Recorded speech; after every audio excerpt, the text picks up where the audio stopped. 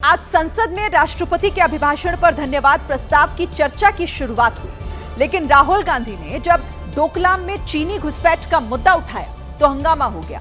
बात इतनी ज्यादा बढ़ गई कि कार्यवाही स्थगित करनी पड़ गई। राहुल गांधी अपने साथ कुछ पन्ने लेकर आए थे। इनमें सबसे ऊपर वाले पन्ने पर पूर्व आर्मी चीफ नरवणे की तस्वीर लगी थी और उनकी तस्वीर के साथ उनका एक बयान छपा था। राहुल ने पहले शुरुआत में कहा कि नरवणे का ये बयान एक किताब में छपा है। This is about when 4 Chinese tanks were entering Indian territory. They were taking a ridge in Doklam, and the army chief writes, and I quote from an article that is quoting his book, the tanks were within a few hundred meters of Indian positions on the Kailash range. सत्ता पक्ष ने सवाल उठाया कि जो किताब प्रकाशित ही नहीं हुई उसका जिक्र क्यों किया जा रहा है। यदि प्रकाशित हुई है तब तो आप उसका उल्लेख करिए, नहीं प्रकाशित हुई है तो उल्लेख करने का कोई औचित्य नहीं है। राहुल अपनी बात पर अड़े रहे, जिसके चलते कार्यवाही को स्थगित करना पड़ा। राहुल गांधी ने जिस वक्त चीन की घुसपैठ का मुद्दा उठाया, उस वक्त लोकसभा में पीएम मोदी और गृह मंत्री अमित शाह भी मौजूद थे। अमित शाह भी कई बार अपनी कुर्सी से खड़े हुए और राहुल गांधी को ऐसा करने से रोकने की कोशिश की। I'd like you to listen nicely. You will understand exactly who is patriotic, who is not. Rahul Gandhi हर हाल में पूर्व आर्मी चीफ के बयान को लोकसभा में पढ़ना चाहते थे, लेकिन सत्ता पक्ष इसके औचित्य पर सवाल उठा रहा था। रक्षा मंत्री जी इतना ही कह रहे हैं कि नरवणे जी की पुस्तक को आप रिफर कर रहे हो तो वो प्रकाशित हुई या नहीं हुई। किताब के दावे पर सवाल उठे तो कांग्रेस के नेता मैगजीन का हवाला देने लगे। इस पर भी अमित शाह ने सवाल उठाया। मैगजीन तो कुछ भी लिख सकता है। इसके बाद स्पीकर ने नियमों का हवाला देते हुए राहुल गांधी को बात रखने से रोकने की कोशिश की। इन सदन की नियम और परंपराएं हैं। स्पीकर साहब मुझे बोलने दीजिए। अखबार की कटिंग पर सर, अखबार की कटिंग के अलावा उन चीजों पर मेंशन नहीं कर सकते जो कोई ऑथेंटिक नहीं है। उधर राहुल नरवणे के बयान को 100% प्रमाणित बता रहे थे। स्पीकर सर, ये गारंटीड ऑथेंटिक है। इसमें नरवणे जी ने कहा है कि उनका मेमोआर है, उसे सरकार पब्लिश नहीं होने दे रही है। इसमें सब लिखा है और मैं सिर्फ इसमें से 5 लाइन पढ़ना चाहता हूं, जिसमें नरवणे जी ने राजनाथ सिंह के बारे में और मोदी जी के बारे में बोला है। राहुल गांधी के इस बयान पर सदन में एक बार फिर हंगामा हुआ। विपक्ष जहां इसे देश के लिए जरूरी मुद्दा बता रहा था, तो वहीं सत्ता पक्ष नियमों का हवाला देते हुए सवाल उठा रहा था। कुल मिलाकर 2 बार लोकसभा की कार्यवाही स्थगित हुई और तीसरी बार जब हंगामा बढ़ा तो कार्यवाही को पूरे दिन के लिए स्थगित कर दिया गया। सवाल किताब पर था तो राहुल ने अपनी बात बदल दी और किताब की जगह मैगजीन का जिक्र करने लगे, जिस पर फिर से रक्षा मंत्री ने सवाल उठाया। मेरे हाथ में एक मैगजीन है, उस मैगजीन में आर्टिकल है, उसको मैं कोट कर रहा हूँ। ये लीडर अपोजिशन सदन को गुमराह करने की कोशिश कर रहे हैं। मैं आपसे अनुरोध करना चाहता हूँ, इन्हें किसी भी सूरत में यह बात बोलने की यहाँ पर इजाजत नहीं दी जानी चाहिए। राजनाथ सिंह की बात पर अखिलेश यादव खड़े हो गए। अध्यक्ष महोदय, चीन का सवाल बहुत सेंसिटिव है। अगर कोई सुझाव ऐसा है देश के हित में, तो मैं समझता हूँ लीडर ऑपोजिशन को पढ़ देना चाहिए। हंगामा होता रहा और सत्ता पक्ष नियमों का हवाला देता रहा। नियम से बहस होना चाहिए ना, सदन नियम से चलता है, सिस्टम है।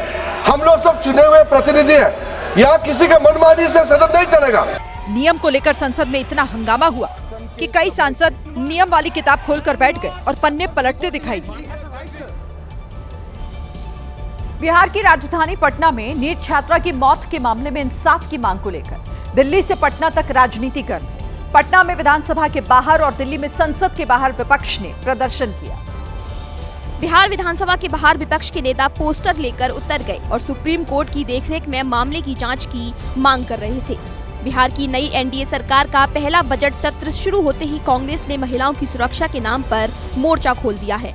सदन में चर्चा हो। बिहार में पुलिस प्रशासन फेल है और सरकार भी फेल है। सीपीआई-एमएल ने भी बैनर पोस्टर लेकर विधानमंडल में प्रदर्शन किया है। इस मुद्दे पर आरजेडी भी हमलावर है। दिल्ली में संसद के बाहर आरजेडी सांसदों ने पोस्टर लेकर विरोध किया। सरकार को पर्दाफाश करेंगे। नीतीश कुमार जी बोलते थे कि 12 बजे रात को महिलाएं सुरक्षित है, लड़कियां स्कूल जा रही हैं। लेकिन बिहार में जो घटना घटी है, मुख्यमंत्री जी चुप्पी साधे हुए हैं। विपक्ष के हंगामे पर बीजेपी के विधायक ने कहा, कोई भी आरोपी नहीं बचेगा। देखिए, कोई लिपापोती नहीं होना है, और अगर लिपापोती की मंशा रहती तो सीबीआई इंक्वायरी नहीं होती। पश्चिम बंगाल की मुख्यमंत्री ममता बनर्जी आज दिल्ली में थी। एसआईआर के मुद्दे को लेकर वो चुनाव आयोग के पास पहुंची और अपनी शिकायत दर्ज करवाई। ममता बनर्जी उनके पहुंचने से पहले ही चुनाव आयोग के दफ्तर के बाहर बड़ी संख्या में पुलिस बल और आरएएफ की तैनाती की गई थी। इस 15 सदस्यीय प्रतिनिधिमंडल में ममता बनर्जी के साथ अभिषेक बनर्जी भी शामिल थे। इसके अलावा ममता बनर्जी उन लोगों को लेकर भी चुनाव आयोग के दफ्तर पहुंची थी जिनके वोट एसआईआर प्रक्रिया के दौरान कटे। ममता बनर्जी का दावा है कि जानबूझकर कई लोगों के वोट काटे गए, जिससे आने वाले चुनाव में टीएमसी को कमजोर किया जा सके। हम 4 टर्म्स मिनिस्टर थे, 7 टर्म्स एमपी थे, लेकिन हम कभी ऐसा इलेक्शन कमीशन को नहीं देखा जिन्होंने इतना एरोगेंट है। दावा किया गया कि जिन बीएलओस की मौत हुई उनमें से कई बीएलओ के परिवार वालों के नाम भी वोटर लिस्ट से काट दिए गए। टीएमसी का शुरुआत से यही कहना है कि पश्चिम बंगाल में जो एसआईआर की प्रक्रिया की गई वो पक्षपातपूर्ण और ये पूरी तरह से राजनीति से प्रेरित रही। ममता बनर्जी ने अपने दिल्ली दौरे के दौरान बंगाल अस्मिता का मुद्दा उठाने की भी कोशिश की। ममता बनर्जी ने कहा कि जब गृह मंत्री बंगाल जाते हैं तो रेड कारपेट से उनका स्वागत किया जाता है, लेकिन जब वो दिल्ली पहुंची हैं तो ब्लैक कारपेट पर उनका स्वागत हुआ है।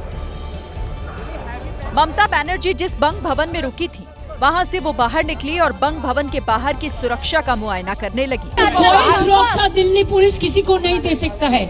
दिल्ली तो एक जमींदार का जमींदारी चल रहा है, दिल्ली में जमींदारी चल रहा है, गरीब लोगों को लिए कोई जगह नहीं है। टीएमसी आरोप लगा रही थी कि जो लोग ममता बनर्जी के साथ आना चाहते थे उन्हें पुलिस के जरिए परेशान करने की कोशिश की गई। ये मुद्दा टीएमसी सांसद ने संसद में भी उठाया।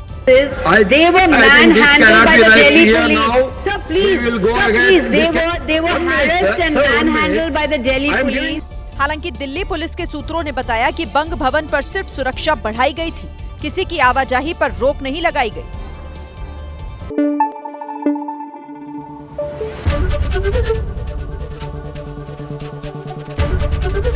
एबीपी न्यूज आपको रखे आगे।